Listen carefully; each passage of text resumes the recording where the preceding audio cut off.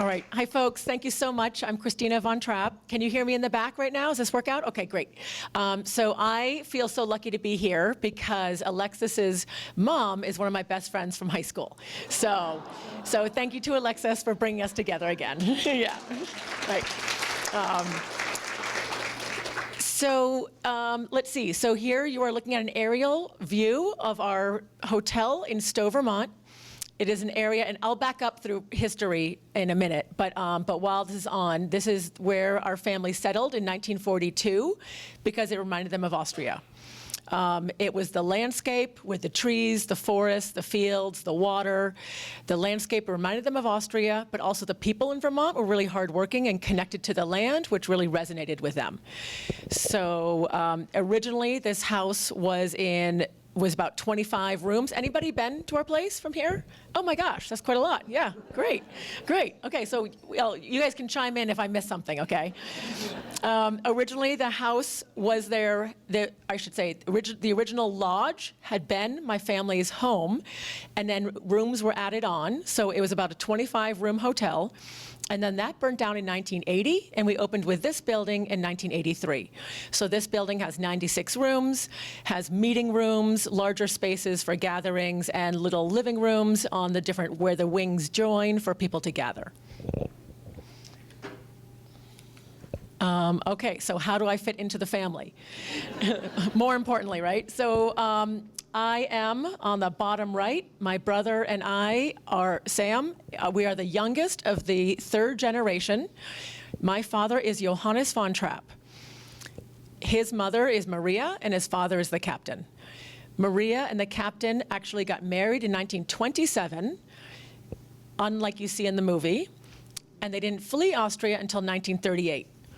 So they had, together, they had Rosemary Eleanor in Austria, and then she was pregnant with my father Johannes when they came over by boat in 38. He was born January 39 in Philadelphia. So Agatha Whitehead, the oldest, the first wife, was a wonderful woman. Her family was English, and her grandfather developed the submarine torpedo. The British Army didn't want it. When they saw how when it was demonstrated to them, the British Army said, "That is not a gentleman's weapon," because it was so stealthy, right? And they said, "That's okay, we'll take it to the Austro-Hungarian Empire then." And they said, "Yes, we'll take it." So that family, that whole side of the family is really neat. And right now, actually, my dad is the only one from the second generation living. He turned 85 in January. He is super healthy and active. My mom is 77, and they both are traveling, and my dad just retired last year. Yeah. And here's a current day picture of my dad. So we also have, and I'll get to this point later, but this was a picture at our beer party. We did a rebranding. So my father has a logo of our Von Trapp Brewing on his vest, and then and the blue t-shirt, I have the new logo. So our beer is Von Trapp Brewing. I know it's in Detroit, which is not so close to you, but closer than coming to Vermont. So that's my father. That was, last week. That was last week. This was us, my whole family, this past summer. We realized with everybody growing that we needed to have a current photo of our family. So my husband, Walter, is on the far left. My brother, Sam, is on the far right. My brother's wife, Becky, is in the purple dirndl. This is right to left right now. My dad is taller with less hair. My mom has the blue jacket on. I'm in the green, and my girls are between my husband and myself, taller girls, and then the little boys are my brother's kids. And our girls are now 18 and 20, and Sam's boys are 6 and 8. So a lot of times people ask us, "Oh, is your family going to continue running the hotel?" I say, well, that's the goal, absolutely. But in the meantime, Stella is studying equine science, that's horses, and minoring in Chinese. So I'm not quite sure where she's going to land, but it's going to be interesting. And Sam's boys are great, so they've got lots of time to decide. Okay, I love this photo. So my dad is on the hood of the bus. This was one of the buses they used to drive around the estates, all of the United States, when they were traveling and touring. And then Maria has her hand on Captain Georg, who's kneeling at the bottom there. And they would travel and tour, and they worked really, really hard. They would get to a location, rehearse, unpack, go have dinner, go back and have the concert, leave the concert, maybe have another dinner, and then pack up the next day and travel again. And they just did, I mean, they did like 300 concerts or something in a year. It was crazy. This was on our farm in Vermont. So they knew there was always value in land. Europe has been settled for so long that they knew if they had land that they could purchase and they could grow their own food. They always had a place to return to. So we had horses, cattle, a huge garden, and they bought the property in Vermont in 1942. And right now it's gorgeous. We're on a hillside. It's beautiful. You drive up a paved road to get to it. When they bought it, it was not so glamorous. It was a dirt road to get up to it, and that dirt road was sometimes impassable. And at the top of the hill, the fields were really rocky and rough, and there was a lot of rock clearing. That's why you have all these lovely stone walls in New England, because all those stones came from the fields. But I love this photo because the women are putting up hay in their dirndls with the big horses and all the harness. This was them singing and performing. My dad's in the middle, the little boy. He doesn't, at least he looks like a boy here. In a lot of the photos, he has a little page boy haircut, which makes him look like a girl. So this is a great photo. When they traveled and sang, they memorized all their music, and they sang a cappella without musical accompaniment. They were really amazing. And when they traveled and sang from when they came over here in 38 to 55, they traveled and sang as a family.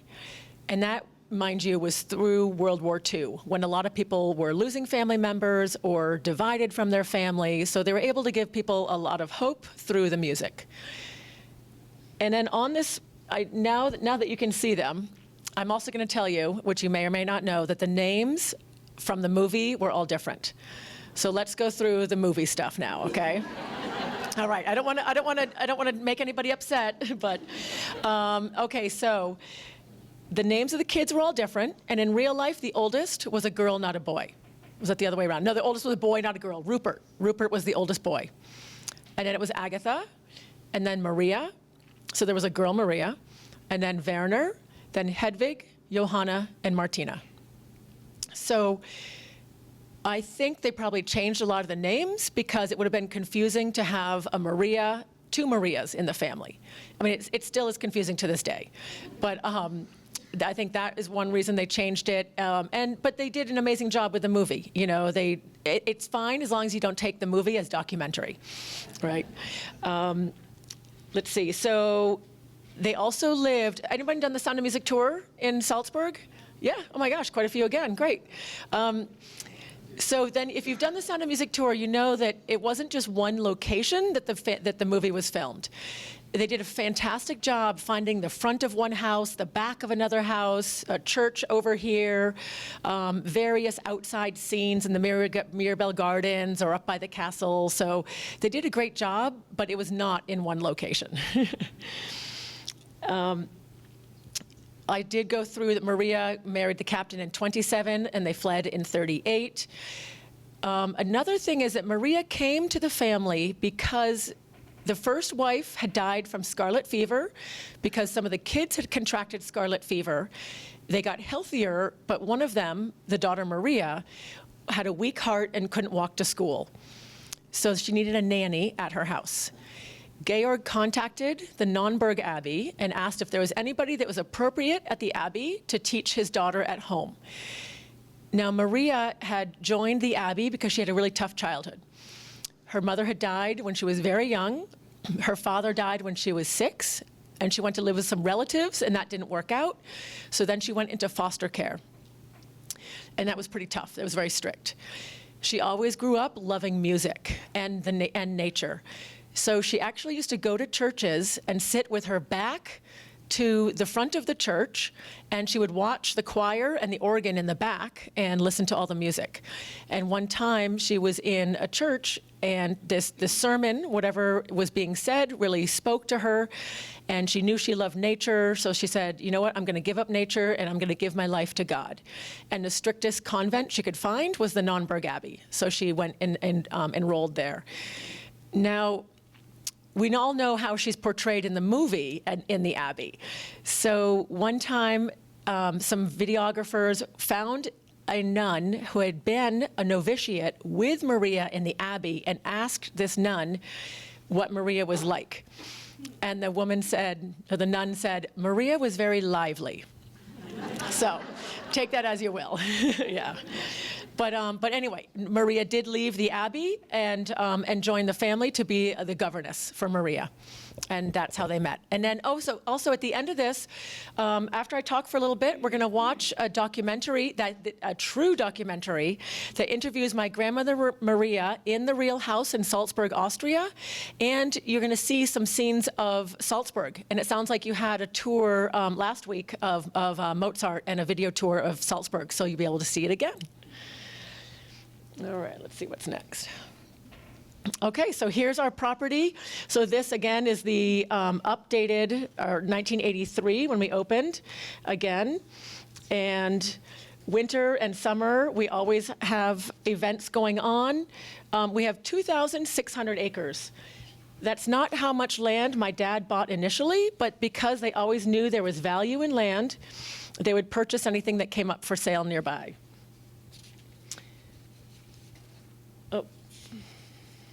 Here we go. So we have 96 rooms. We also have 100 timeshare units, mountain biking, hiking, trail running, snowshoeing, cross-country skiing. The downhill ski mountain is just in the back, right up here, and it's about a 15-minute drive from our place. The way that we were able to build this, again, there's a German word called Gemütlichkeit. So it means warm, professional, but not pretentious hospitality. And so my dad really wanted to be able to build this building with that in mind, but have it big enough to be able to offer things to corporate retreats or family reunions or large weddings. So he was able to find an architect in Burlington, Vermont, about an hour from us, that had done an internship in Austria. And so he was able to get the carved balconies and the shingled bell tower. So the bell tower on the right in the wintertime, when I first went to Austria when I was 18, and I saw a shingled bell tower, I was like, oh, look, it's just like ours. And then I was like, oh, I think ours is like theirs. Yeah. But it is so beautiful, winter and summer, and I did leave yesterday morning with 5 inches of snow on the ground. It was really hard to leave and not go skiing and come here, but I knew it was worth it. Yeah. And where are we? So with our year-round sports, we also have a whole agricultural component. With our 2,600 acres, we also have a forest management program. My dad has his master's in forestry from Yale, so he would much rather be out in the woods. But our cattle, I say it's a toss-up if people want to see a Von Trapp or one of our Scotch Highland cattle. And I'm not lying. People come and they're like, where are the cows? Some people that come year after year just bring their chairs and set up wherever we have our cattle, whatever field they're in, and sit down with their chairs and a book and a cup of coffee and just enjoy the day. Our cows also serve a dual purpose of keeping our fields open as fields. We have so much water. I mean, we're really in a climate similar to you. So yeah, by the way, thank you for the sunshine today. It was a gorgeous day. But we rotate the cows between about 7 different fields, and then we also have chickens that go and peck and clean up all the pests and worms that come after that, and flies. But the cattle will graze and keep it open as a field, otherwise it grows up into prickers and saplings, and it becomes a forest again really quickly. And then we serve really good grass-fed beef on our property, so the cows have a great life. Weddings, The bottom left is our new beer hall restaurant that's attached to the brewery. Our brewery is a 40,000 square foot facility where we do the lager beers. So lager beers are what is traditionally brewed in Austria. Lower alcohol content, really smooth, easy drinking. And it was always my dad's dream to build a brewery doing lager beers. And because you'll be in Austria and everybody's having a beer at lunch, and you're like, how can you have a beer at lunch and not have to go take a nap afterwards? And it's because of the really pure ingredients, and our spring water is piped 1.5 miles and comes directly into our brewery to create our beer.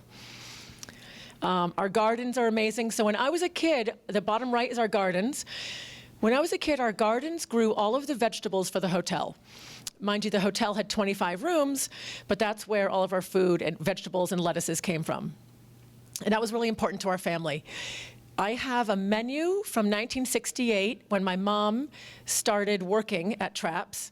And the menu says, we learned in 1929 from a Swiss doctor who was concerned about the amount of pesticides being put on vegetables, that we should grow our own food. And so this was 1929 that they were aware of pesticides being put on vegetables and the importance of growing your own food and knowing where it came from. So I grew up with us growing our own food, always composting. We always had horses or cattle or chickens, so we've always just been doing that. And also because I think we always just knew that this was our land to take care of, and that was important. And we wanted it to keep going and be strong. Oh, okay. Here we are for the Real Maria documentary. So this is the documentary that was filmed in 1982. It's Maria, and the oldest boy, Rupert, accompanies her. And they are in Austria, and you will see you will see my dad as a 3-year-old singing Old MacDonald Had a Farm.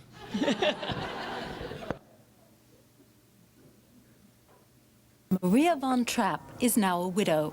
The Baron died in 1947, and she made the trip from her home in the United States, accompanied by the eldest of the von Trapp children, her stepson Rupert. She's nearly 80, and she doesn't expect to see her homeland again. For the last time in her extraordinary life, she went to see the city, her friends, and the mountains where it all began.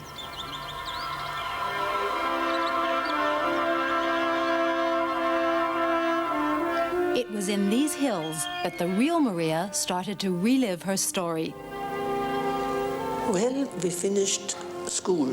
We took a trip into the mountains, and it was so gorgeous and so beautiful.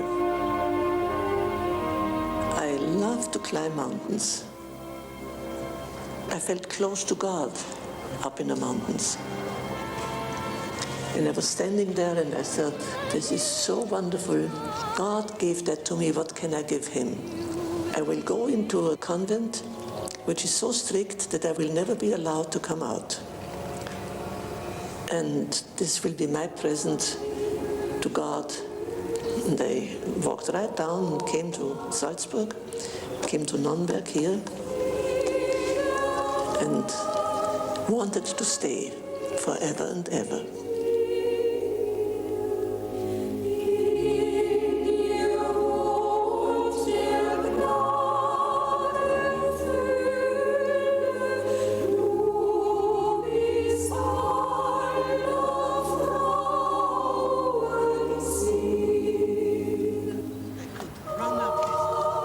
Spent the most beautiful time of my life here, many years ago. And then I went away, and not only away, but far away, all over to America, in a completely different life. And now I'm back, and I'm back in my old abbey, and that's very wonderful. For over 1,000 years, the doors to the outside world have been closed on this Benedictine sisterhood. From the years when Maria was a novice, only a very few remain. 5 abbesses since I was here. This is the 5th. They're the friends of my youth. Yeah. Ich möchte gern wissen, wie es This is the one with whom I was in a novitiate. And she is here for 60 years. Was nicht so viel, we are two opposites, but we are changeless beauty, Nena. She was always good, and I was always bad. And I was constantly in trouble. I was always transgressing something, you know.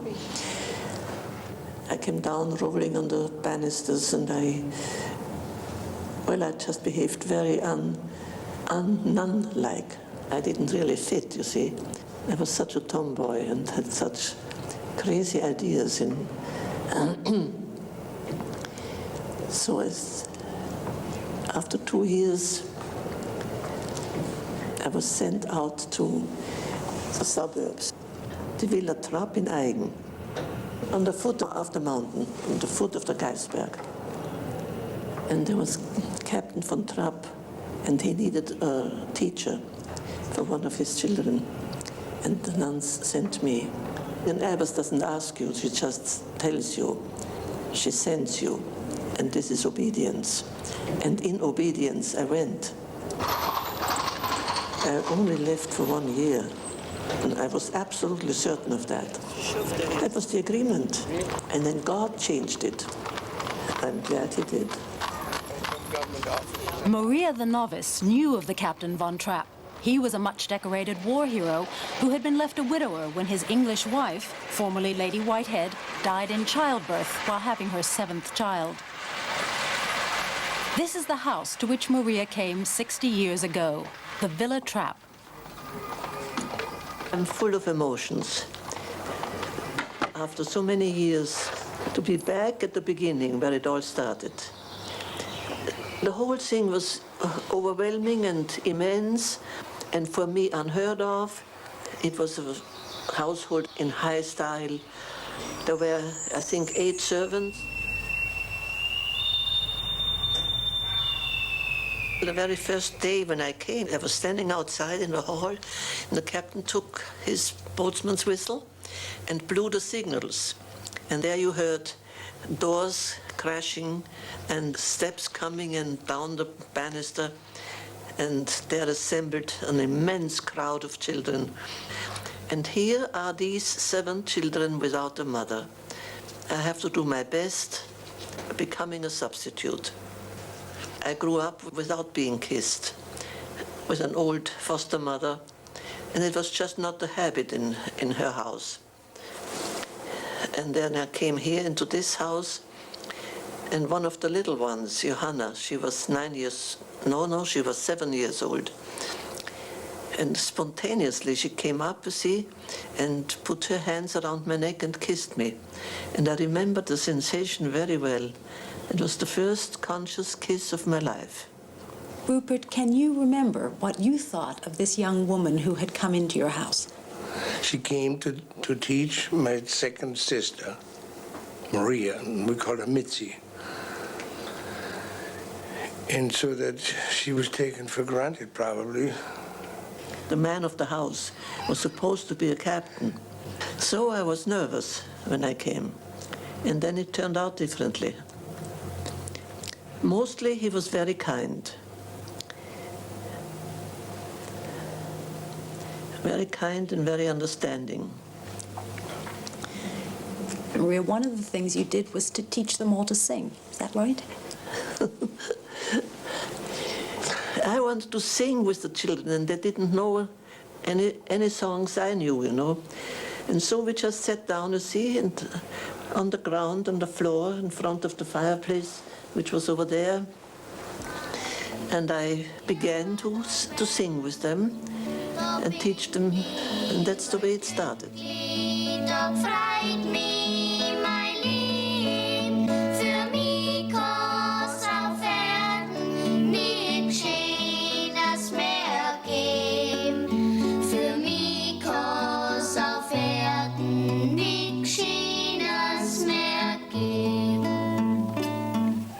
I remember how the children talked among each other, how they could possibly stop me from going back to the convent.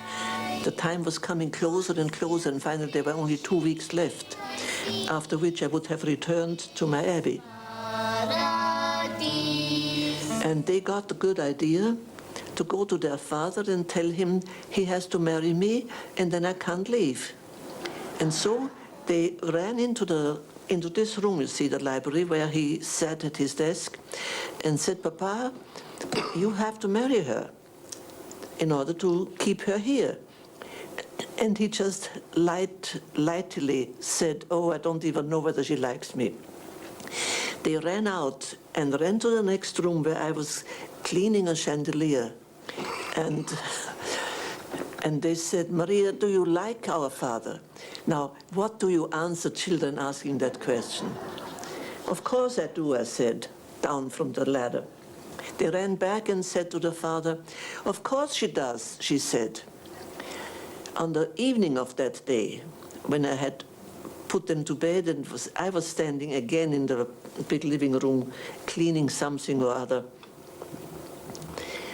he came in and said, that was awfully nice of you. And I looked astonished and said, what? Oh, aren't we engaged? And I remember I held a very precious vase in my hands, and bang went that vase, you see, and broke into 100 pieces. And I had that awkward feeling there's something wrong with him up here. What a question. And as I look back, there must have been some element of liking there already, because I felt sorry for him. And I thought, well, how can I break the news to him so he can understand? And I said, well, just wait a minute. And I ran out back into town, and I really practically ran up the hill, 144 steps, into my abbey, into the parlor, asking for Reverend Mother and telling her. And then she disappeared and she talked to the rest of the sisters. Then she came back and she said, we prayed to the Holy Spirit what should be done now. And we found out that it is the will of God that you rather stay and marry the father of the children than you come here. And I was so crushed because it's the last thing I expected. I had run into town and was heißt schleichen auf Englisch? Sneaked. I sneaked slowly back, as slowly as I could, hoping by that time everybody will be gone to bed and I won't have to face anybody, not today. And when I came back, the whole house was dark except for the two windows, these two windows of the library, which were the room of the captain, and he was standing right in the middle of the lobby. And as I came in, all he said was, and I was overwhelmed by that question, and I started sobbing and said, they have told me I have to marry you. And that was our engagement.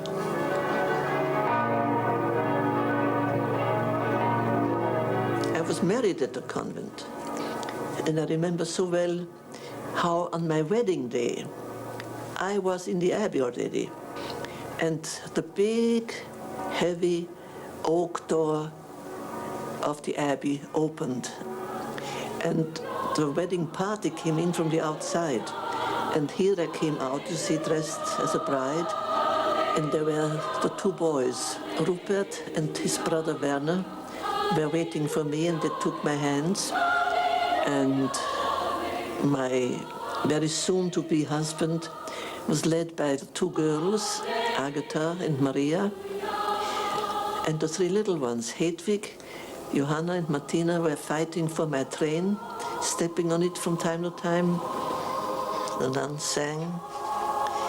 And it was all very, very, very, very beautiful.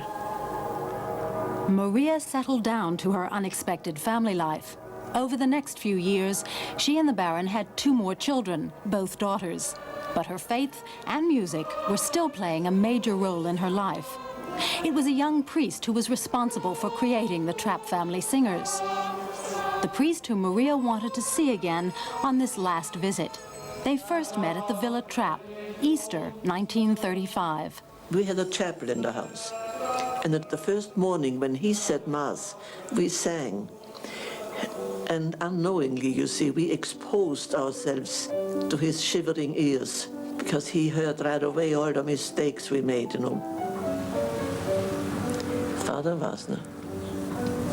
You know, seeing him again was so normal, so natural, as if he had just walked out yesterday. And here he is again. He was so very much a part of us.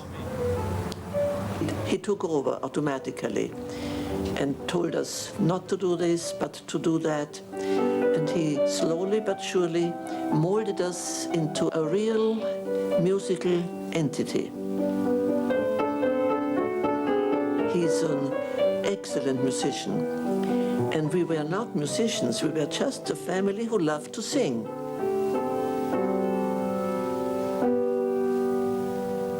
They were remarkable, singing in 4 parts, very beautifully. At the Mass they sang some hymns, and I commented upon them, upon the singing. And Father Wagner said, whatever you sang this morning was quite nice, but.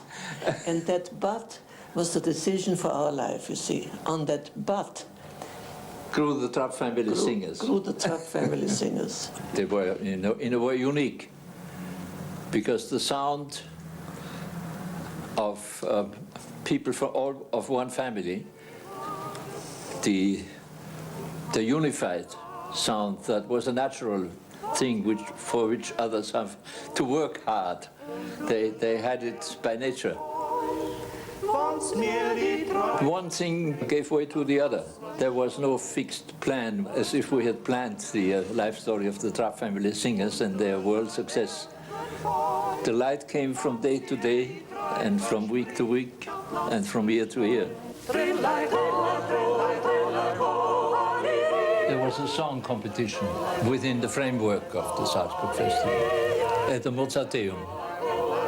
And we simply entered, you know, and to our own great amazement, you see, we made the first prize.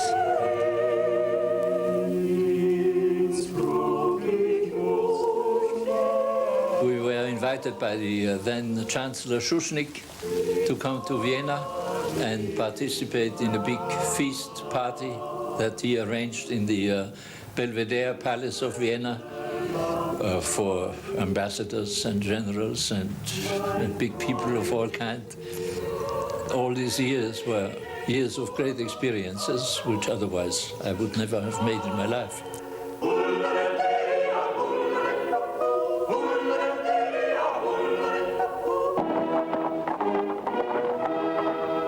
In 1938, Adolf Hitler returned to his native Austria. Hitler lived more or less across the border. He could see Salzburg from where he stayed. And he made very emotional remarks. My beloved Salzburg, I will come soon. See, and all these elements in Salzburg and in the country who had belonged secretly to the party were on top now, you know, listening greedily to these emotional addresses by Hitler.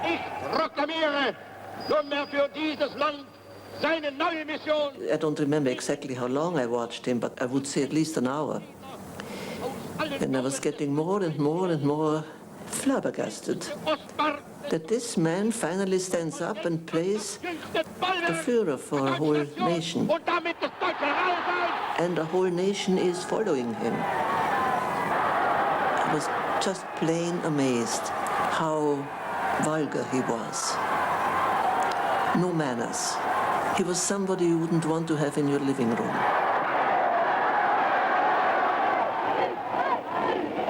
But in the Von Trapp living room, there was a Nazi. During our meals, we talked very openly, anti-Nazi, anti-Hitler. And he served the meal, you see, our butler, and he heard all that. And he really could have turned us over to the Gestapo, but he was loyal.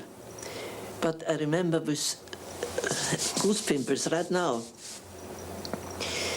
how in that night He came into the room, into this room, and he stepped up to the captain and said, "Now I have to tell you." And he turned his lapel, and there was the Hakenkreuz, the sign of the Nazis, which he had had all the time, and with which, you see, he had served our meals and heard all our tender remarks about the Nazis, and never had given us up. It was very noble. But from then on, you see, we had to be careful. They really tried desperately to keep us as a show card. The Trapp family, being pro-Hitler, they wanted the Trapp Family Singers to sing for Hitler's birthday. And so, either stay and say Heil Hitler, or get out, but quick. And that's what we did. How did you get out? Very unsentimental and very simple. We walked out, the big door outside here, walked around our park, our garden, to the little railway station for local trains. And our neighbors, you see, had been used to the picture of the Trapp family with rucksack going for hikes. So they didn't think anything. And we took a train, you see, and I remember it was so tense that for a long time none of us talked. We were frozen. And that lasted quite a while until we were across the border. It was so close, you see, it was such a close shave. And a great sigh of relief after we had gotten into Italy. When the Nazis realized that we had escaped them, really escaped them, by the skin of our teeth, they closed They closed the border. They closed the border. And after your escape, what happened to this house during the war? Well, during the war years, it became the headquarters for Hitler and Himmler if they came into Austria. And there's still today a round table with swastikas engraved around the border from Himmler's times. He had communications huts all through the garden. He had direct lines to the Wolfschanze, to Berlin, to Munich, to the Western Front. In live contact with Hitler at all times. Did you think that you had seen this house for the last time? As the situation was, you see, it was most likely. Because Hitler had talked about the 1000-year Reich, das 1000-jährige Reich. He had come to stay, and he really had come now. So the Trapp family went. They sailed to New York with only vague promises of bookings for concerts. They had left everything behind. We had $4, all of us together. It was a difficult beginning. Simply to buy the daily food, you see, we had to fight for every dollar.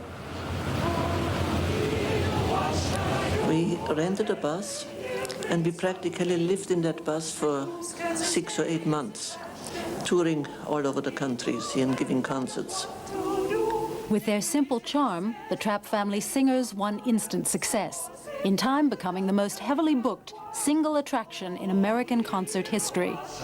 Their private lives figured in newsreels. This is 1942, by which time Maria could introduce the last addition to the singing family, their son, Johannes. And on the farm he had some cow, chicks, E-I-E-I-O. They had settled in the northern state of Vermont because it reminded them of their homeland. We heard how very much broken down Austria was. The people were not only hungry, but they were completely destitute. And I used our concerts to make a little speech during the intermission. And I said, I want to tell you what a terrible situation there is in Austria. And we are now collecting. And we are just plain collecting everything. Anything you can spare, let us have it and we pass it on. and it worked beautifully. Following successful worldwide tours, the Trapp Family Singers eventually decided to stay home, and they gave a farewell concert at Christmas 1955. But of course, it didn't end there, because Rodgers and Hammerstein created The Sound of Music around Maria's story, and Hollywood and Julie Andrews went to Salzburg. Who can sing most anything? A doe, a deer, a female deer. When we heard that they are going to make a film, we were all really worried. We had no chance to talk to those people while they were making it. We were getting more and more worried. What are they going to do with us? So when I finally saw the film, I was so relieved and really quite happy about it. It's a good film, and it is almost completely correct. The film version of The Sound of Music was a terrific financial success. But not for us. We have the rare talent always to miss the moment when we should come in and have a manager or have somebody to take our side, you know. But I'm pretty sure that God didn't want it. He wanted us to go on living the way we do and attract people to that type of life. And so that's that.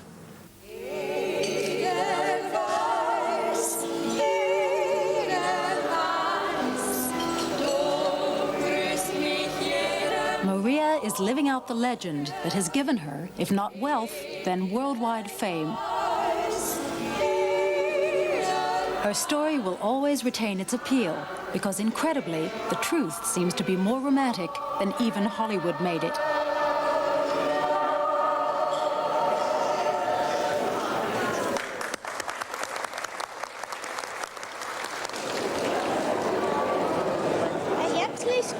In Salzburg und wir freuen uns, dass wir wieder da sind. Es ist aber sehr leer. Und das Lied Edelweiß haben wir jetzt für Sie gesungen.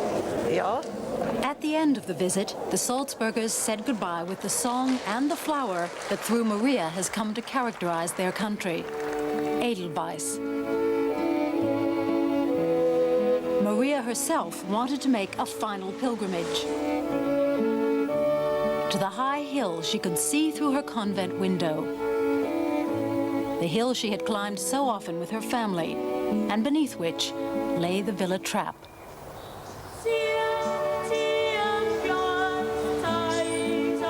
It's the home mountain of Salzburg, Geisberg. From there, you really see all over Salzburg.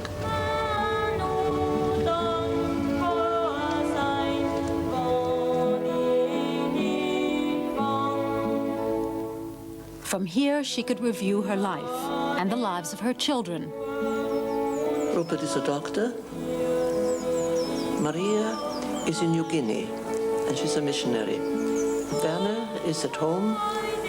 He has a big farm. Hedwig died. Some are still working at the Trapp Family Lodge in Stowe, Vermont. Behind our home in Vermont, we have a little graveyard, and there's the captain, and Martina, and Hedwig, and it's like a little garden. This is where I will be.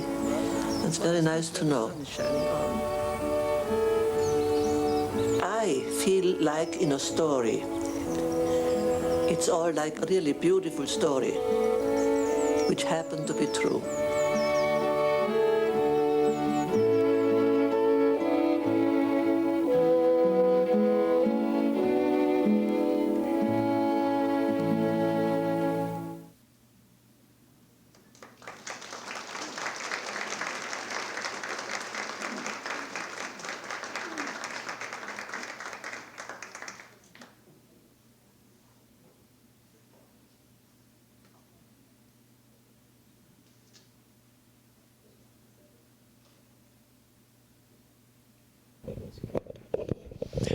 Okay, as I hope you enjoyed that.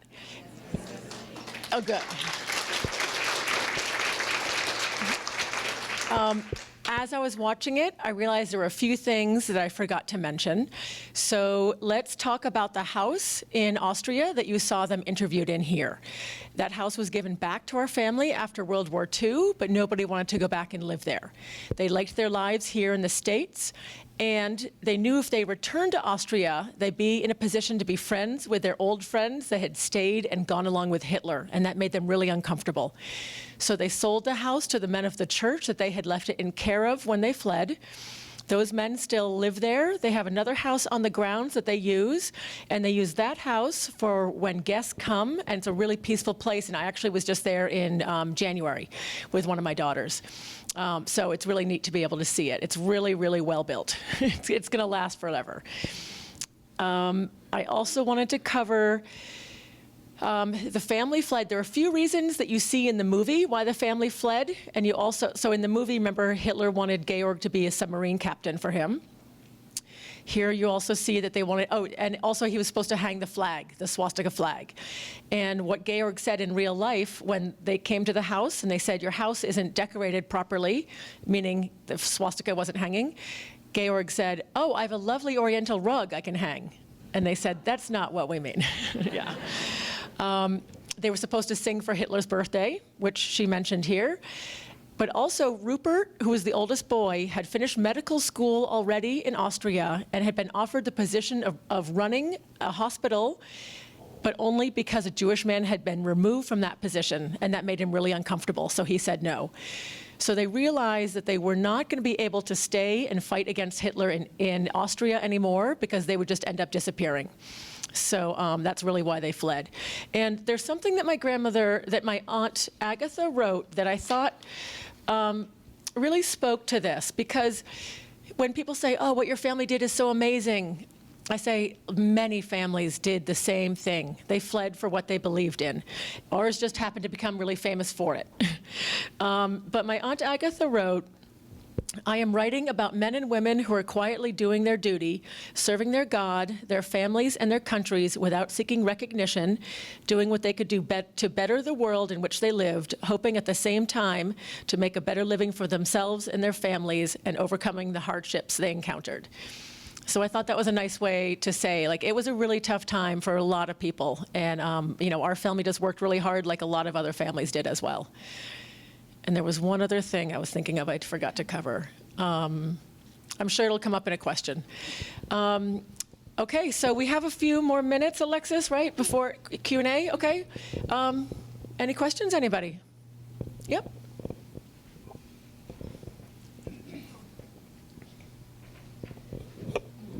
I had read a book about the Von Trapps, and is it true that the captain had his money in a bank, and he was friends with the bank manager, and he kept his money there even though he knew it was risky, and then he ended up losing his fortune? Yes, and thank you. That also helped remind me of the other thing I was going to mention. So, yes, they lost the Great Depression was not only in the United States. There was a run on the banks in Europe in the 30s as well, and they had kept their money in a bank that was a family friend, and they left their money there, and they lost it all. So even before they fled Austria, they were sharing rooms together and taking in boarders, and that's how Father Wozner, the musical director, ended up meeting them, because he was renting a room from them. So yes, that was true. And that brings me to the other thing I was going to mention was, the way that this play and movie came about is that my grandmother Maria wrote quite a few books, but one of the books was called The Story of the Trapp Family Singers, and she sold the play and movie rights to that for $9,000 in the mid-50s. Okay, there we go. Yep. So that's where, and when she sold the play and movie rights, that was just a done deal. She had nothing to say about it. Now, she does have a cameo in the movie. She's about this big, she's tiny, and she's walking with her daughter-in-law behind Julie Andrews in the kind of towards the beginning when Julie Andrews is singing I Have Confidence in Me, I believe the song is, in the Mozartplatz before she on her way to the house for the first time. So, and apparently it was a really hot day, and they had to do it over and over and over again. And at the end of it, she was like, yeah, this movie business, not for me. So, yeah. Okay, any other questions? In the green? Were the real Von Trapp families, were their clothes sewn out of the curtains like in the movie? No, not quite sewn out of the curtains, but they were early adapters. They initially, you saw that they did all their hard work in their dirndls, and then they quite quickly turned things into pants because there was so much hard work to be done. But when we just did a renovation at our hotel recently, I was like, oh, we should sell all the drapes to American Girl doll store. Yeah. I don't know. They are. Oh, okay, I didn't know that. Yeah. I believe your family came to Stan Hewitt in Akron for a tour. I gave a tour. I made a presentation. You know what? When I was at Stan Hewitt for a tour, they mentioned that. Oh, okay. You know what? Here, I'm going to give somebody some homework. There's in this book, if you want to take a look, it talks about where they went. Okay. Okay, you can. It's chronological. Okay. So. We can get back to you on that. I'm probably, very likely. Sometimes people say to me, oh, my family is from Vancouver, and do you recognize our name? You know, Smith or something? And I'm like, oh, I'm sorry. He's like, well, I know your family came to have dinner with us once. But that's what used to happen. They used to perform, and then they would be invited to somebody's house for dinner or for an overnight. And so they were always just welcomed into people's homes. Yeah. Any other questions? Yep.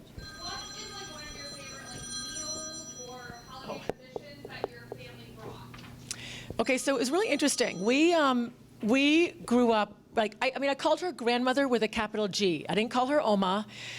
We were very American. We didn't know that we were from a famous singing family. My brother and I didn't. We didn't have a TV when we were growing up. So I didn't even see the movie till I was 10, and I had no idea it was that we were from, that was us, about us. So famous traditions, I would say Christmas Eve. So Christmas Eve, we do a gathering with our guests and sing songs, and Silent Night is German, and so we sing it. So I have very little German. Actually, my friend Dina has more German than I do. But I can say, ich verstehe nicht leider, which means I understand nothing, unfortunately. And I can say please and thank you, and I know push or pull for the doors, and I can sing Silent Night in German, which is not happening right now, by the way. But so Silent Night in German, I think, is one of the really, really nice things. Yeah, yeah. The documentary we just saw with Maria, with your grandmother, when was it filmed? This documentary was filmed in 1982, I believe. All right. Pretty good. Oh, yep, just one more quickly. So that book I read. Yes. It also talked about the farm in Vermont was a camp. Is that Oh, right? okay. So I mean, there's so much information, but so what you're talking about is they did run music camps in the summers. So they would travel and sing fall, winter, and spring, and they would take the summers off to work on the farm in Vermont. They also had a music camp in the CCC barracks at the bottom of our hill, the Civil Conservation Corps. So they would do 10-day summer camps and then do a production at the end, and then have a few days break, and then do another camp. Yeah.